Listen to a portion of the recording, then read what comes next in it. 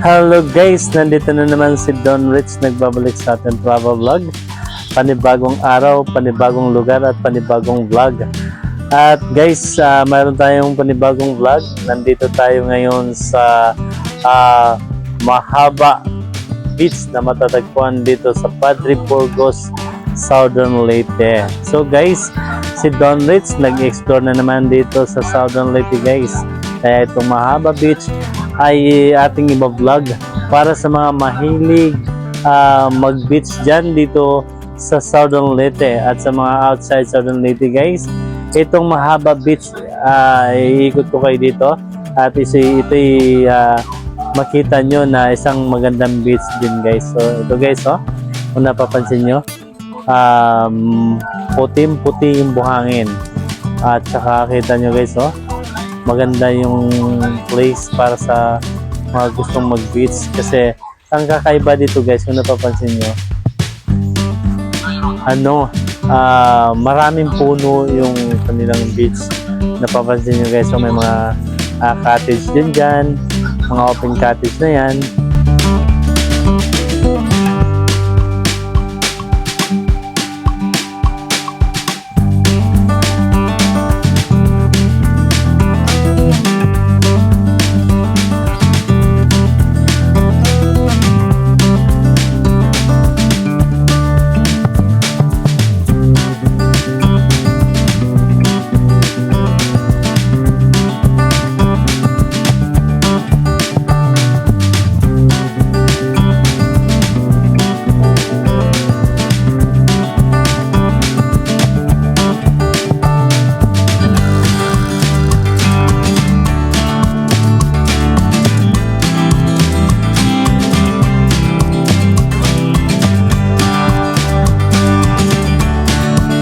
Eto guys, iikot ko kayo hanggang dulo nitong beach, nitong Mahaba Beach.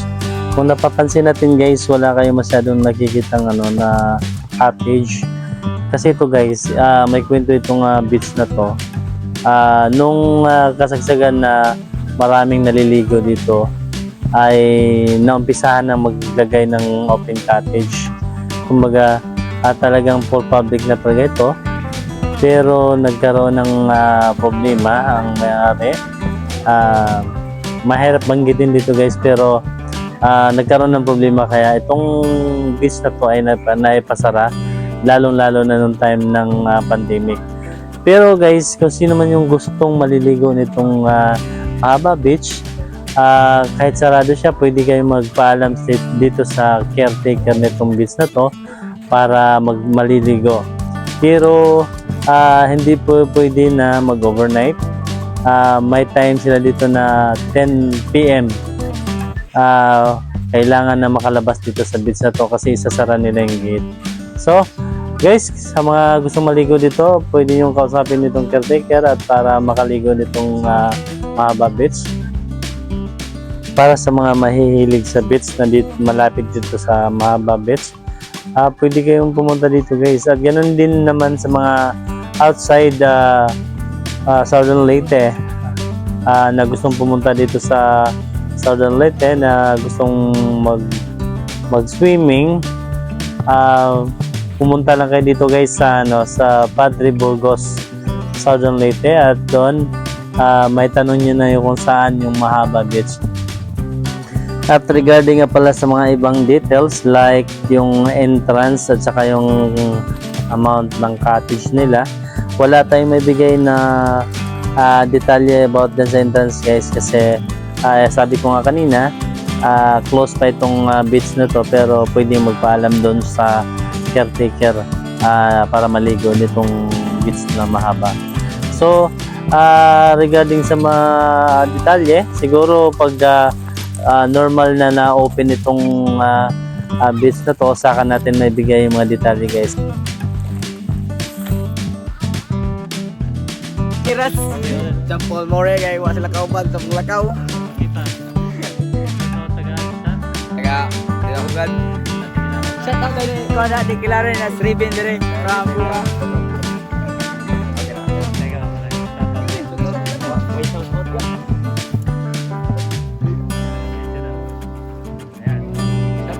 More.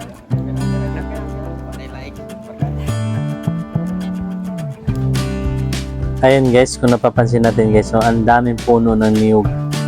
Kaya medyo malilim talaga dito, itong beach na to. Kumbaga, napakalaking advantage sa beach na pag may mga ganitong puno. Like dyan, maliligo ka dyan sa sobrang init na yan. And after na umahon ka, pagdating mo dito sa sa mga puno, pwede kang mag-relax. Pwede kang magdala ng tawag dito, yung sapin para dyan, pwede mag-relax dyan habang nanood o maliligo o kaya magpipiknik, kakain. So yun guys, no? Para sa mga mahilig talaga sa mga beach dyan, itong Mahaba Beach, ang sarap i-recommenda, kaya lang medyo hindi sa ngayon hindi natin ma-recommenda kasi close pa nga ito dahil may inaasikaso pa na problema. So sana pagdating ng panahon at ma-okay na ito, maaaring talagang balikan ko ito guys at sasabihin natin lahat ng detalye para dito sa beach na to.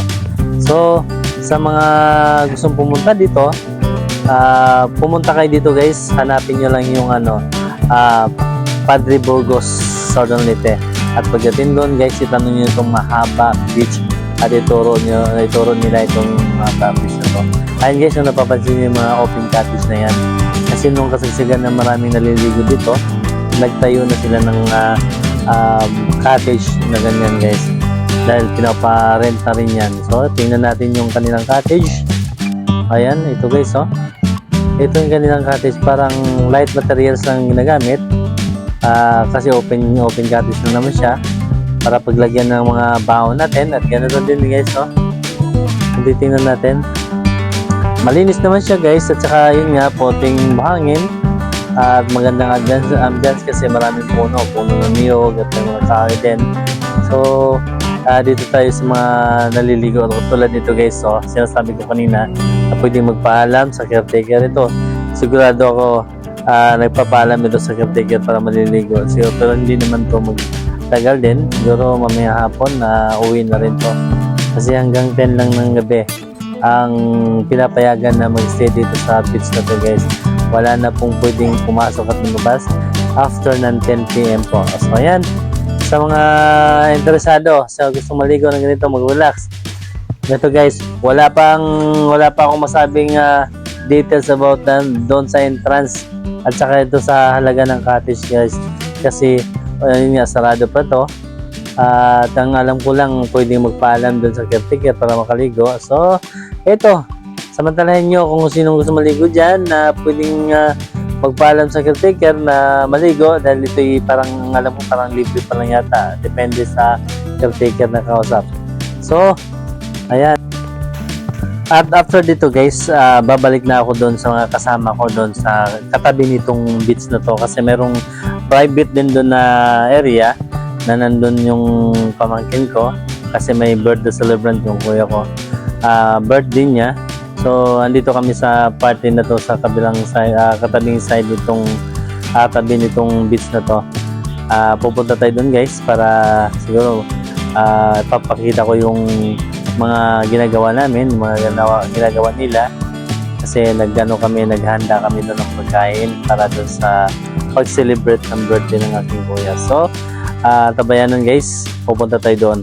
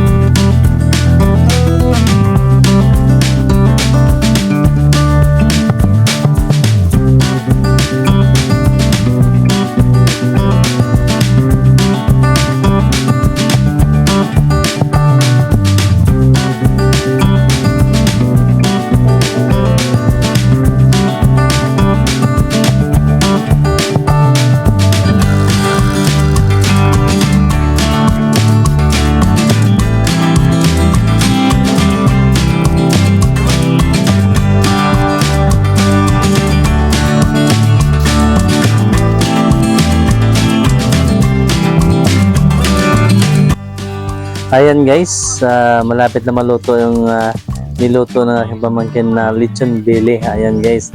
Itong pamangkin ko to kasi marunong pala talaga itong mag lechon belly. Kaya ayan guys, oh. Sabi niya mas masarap daw yung nakaluto sa ganito. Iniikot-ikot sa kawayan na kahoy kaysa dun sa niluluto sa pugon. Tingnan natin mamaya at matikman natin kung talagang masarap na ba itong aming pagkain na lechon belly guys. So ayan, ito yung sinasabi ko na private area. Itong area na to private ito, katabi din ito sa beach na pinakita ko kanina. Ayan guys, no? Ayan, yung pamangkin ko, ayan, oh. Ayan na, luto na yung lechon belly. Ayan, ito yung pamangkin ko, ayan, yung pugi kong pamangkin. Ayan, si GR. So guys, ito na yung pinakita ko na Mahaba Beach party area. At ito naman yung private area na dito kung saan dito kami nag-swimming at naghahanda ng aming mga pagkain. At sa mga gusto palang manood pa ng aking mga video guys, abangan yung aking Siargao naman guys, Siargao. Si Don Rich guys, mag-explore na naman sa Siargao. So, abangan nyo guys at maraming salamat. Short nga pala dyan ni Papa ko. Sharawat. Edit lang. Sharawat. Shot muna, shot. Shot, anong shot?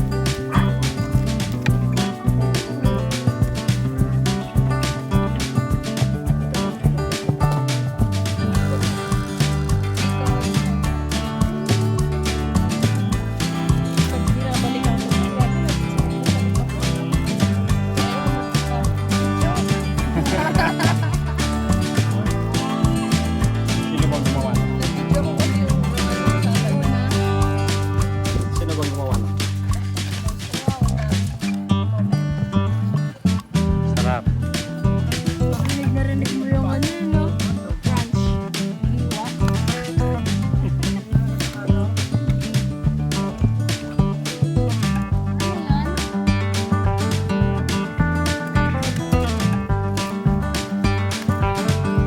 Ay, dagang bayaran nito.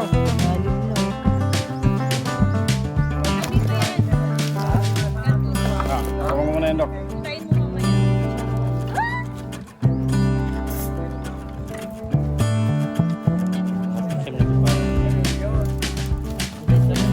Baka magkakatilaw sa ngagi.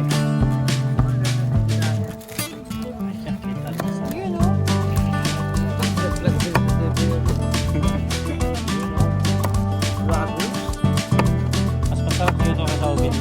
Oo.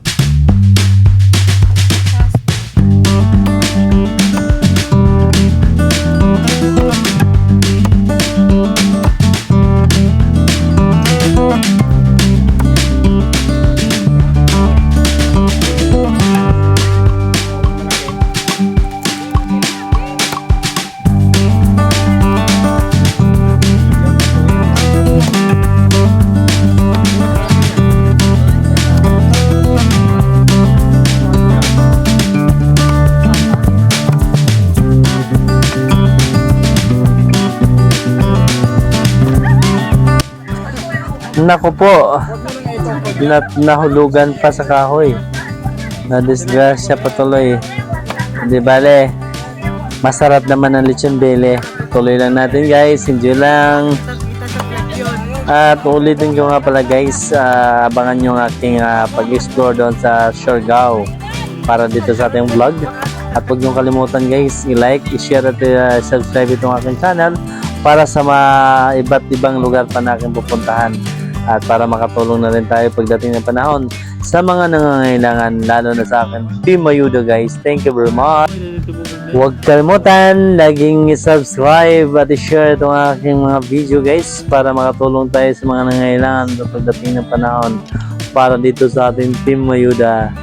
At maraming salamat ulit sa mga subscriber at sa mga hindi pa nag-subscribe nitong aking channel guys. Please subscribe na kayo. Thank you very much and thank you for watching.